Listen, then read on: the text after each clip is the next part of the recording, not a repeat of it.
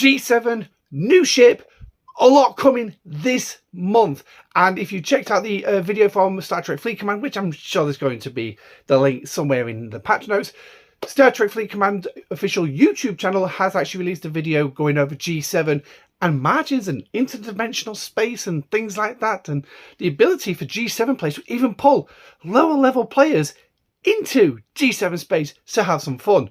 But anyway, we'll do a separate G7 video later on today because I haven't got a lot of time today. So let's get through these patch notes and see if there's anything else coming at all. So now I am going to say off the top here, I'm predicting that we're going to have Gold Ducat. I've not read these yet, so let's have a see. So smart, adaptive, lightning fast, you'll never cease to impress, Commander, but you have to bend to our will one way or another. So obviously that's the things. And guess what? Gold Ducat's mentioned in the next paragraph. I've only just spotted that one with Gary Mitchell and Horrocks as well. So the aggregation ties the scripts as the faction steered by leaders pull from across time and dimensions. We've climbed the ranks, forged a precarious alliance with Win a Dummy. I didn't actually read that mission, so but anyway, uncovered whispers of catastrophic project helmed by Gold Ducat, Gary Mitchell and Horrocks. The secret at the center, the core is closer than ever. So rally allies, expose the corruption, and strike before the galaxy fractures beyond repair. So here's a video going on about G7. As I mentioned, Gold Ducat is going to be in it, so we can see from this image that the Power Wraith version of Ducat is coming. So we've got new missions, the new ship, which we've already done a video about, Gold Ducat, research expansion for the aggregation research as well, and additions for the refinery when you actually get the new ship. Also, patch notes for G7 are available as well. But anyway, go on Eviscerator Loop then. In this update then, we're going to see some system warp access. So a maximum Eviscerator with maxed Fleet Commander Kirk, can reach these higher level systems. And they're the two systems as well. I'm not even going to try and pronounce them. That's going to be affected by this one. There are going to be a number of changes as well. Some UI update, quality of life updates coming in. Hostile cap raising the ceiling is going to go from 2,000 to 2,500. I'm not going to say that's great. It's something. It's nice, but seriously, for those avid grinders, 500 extra hostiles, really? If you added 1,000 to it, it would have probably been a little bit better for us, in my opinion. But anyway, updates to 2 officers as well, because Flashpoints has been removed and is no longer going to be coming in the near future. Nobody said anything about 2026 yet about that. 2 officers have had some officer abilities changing. That's Strange New World Scotty and Black Ops Mbenga. So their officer abilities now have changed. So this is going to be increasing Isolated Cascade for Scotty against Sulabond hostiles. Still in transition space, but obviously need to change that ability a little bit. And then Mbenga, the Ghost, is increasing defense against the hostiles as well. So again, these are bridge officers. Yeah, there's not a lot really in it. So new missions then. So the aggregation spreads through shadow and influence. Your alliance with a dummy will just... Why can't I talk this morning?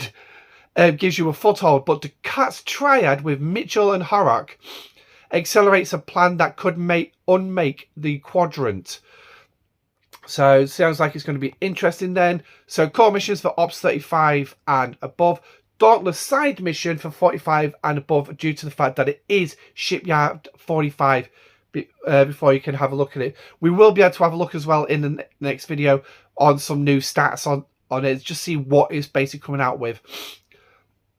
So the prototype Starfleet vessel, the Dauntless, is finally joining the fleet. However, its long history has left a mark on its systems, as an oddly familiar guest makes an appearance.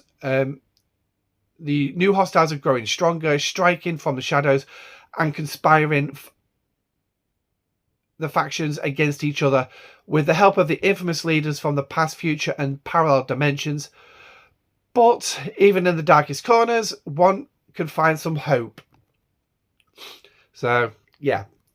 So, what we're going to have in here then. Commanders, new Hunter Freight enters the fray.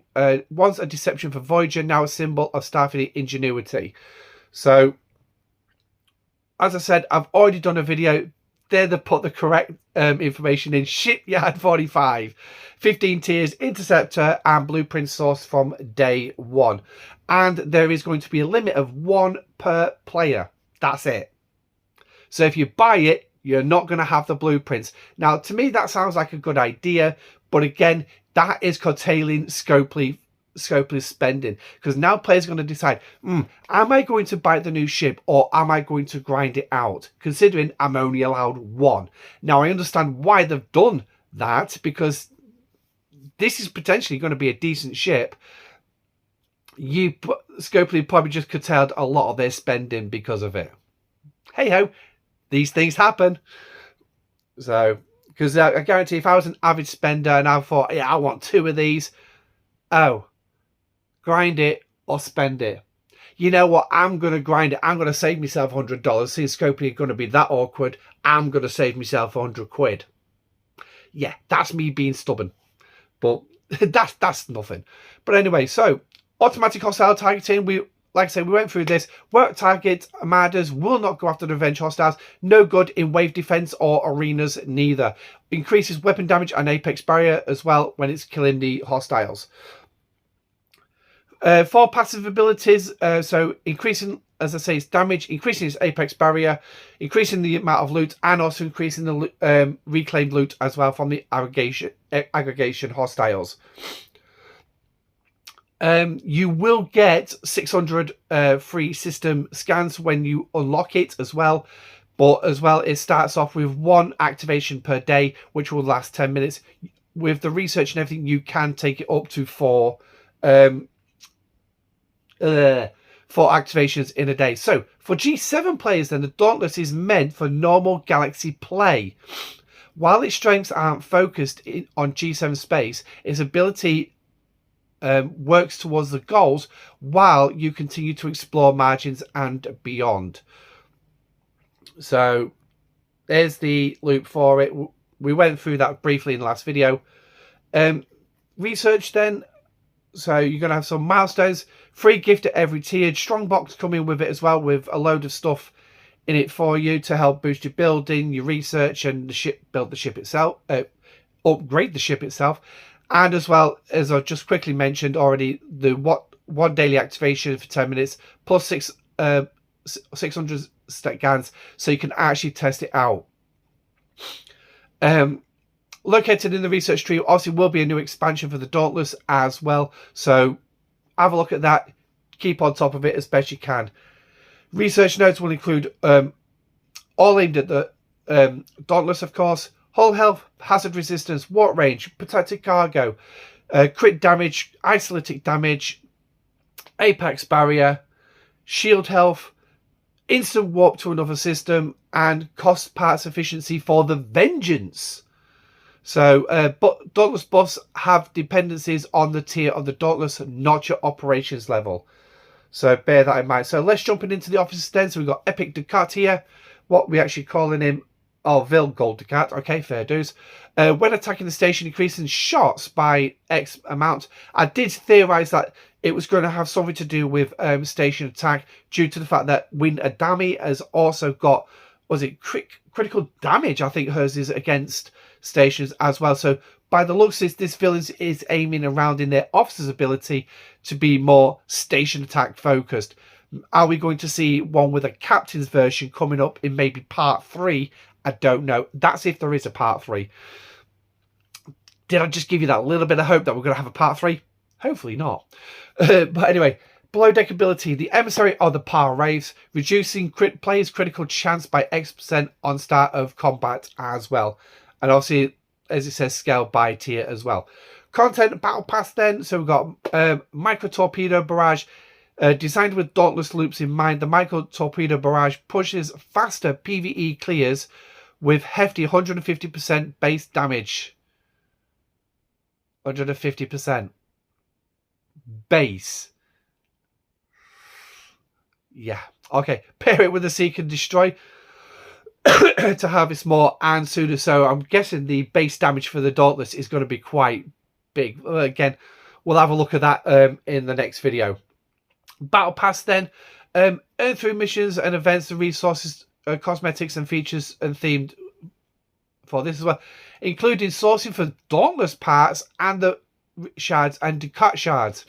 So that should be interesting. How many shards are we going to get in the Battle Pass? That's going to be interesting. That could reduce the number of days that you're going to need. So it makes part of the last video a little bit redundant. Aussie territory change. It's not going to see any change, but there's a reset date on the 21st of October. So Community Corner. That's a new one. Mate, I think that was in last month as well, actually. The official Discord community managers, Obsidian Order and Simply Poorly are stirring up trouble with a brand of new Villains personality quiz.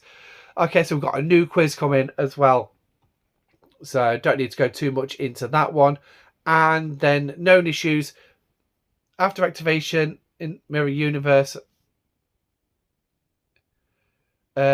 space, you will need to wait until duration ends. Oh, okay.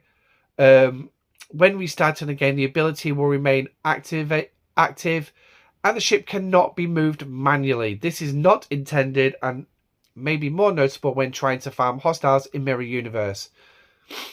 The activation button becomes unresponsive and cannot be turned off manually. You will need to wait for the ability duration ends. A fix is planned for this. So basically, the new ship has a problem straight on release. Wow. For those who wanted to take this thing into Mirror Universe and use it in there, guess what? You can't. You can manually do it. You can go after him, but you can't use the ability. But kudos to Scopely there for actually telling us in advance of this. So, and then there's a pile of bug fixes as well. So that is it. That's what we've got coming. Like I said, there is G7. And if we actually look at the, just click on that G7 there, we can see that G7 patch notes are available. Let's have a quick flick. Yeah, we'll do a separate video on that one. But anyway, thank you for joining me. Let me know what you think about the content coming this month. Are you looking forward to the new ship? Are you going into G7? And do you think you're going to have a challenge? But anyway, let me know in the comment section down below. But until then, I'm Admiral Pegasus. I've got boxes to move. Thanks for joining me. Stay safe, live long and prosper, and I shall catch you on the next video. Goodbye.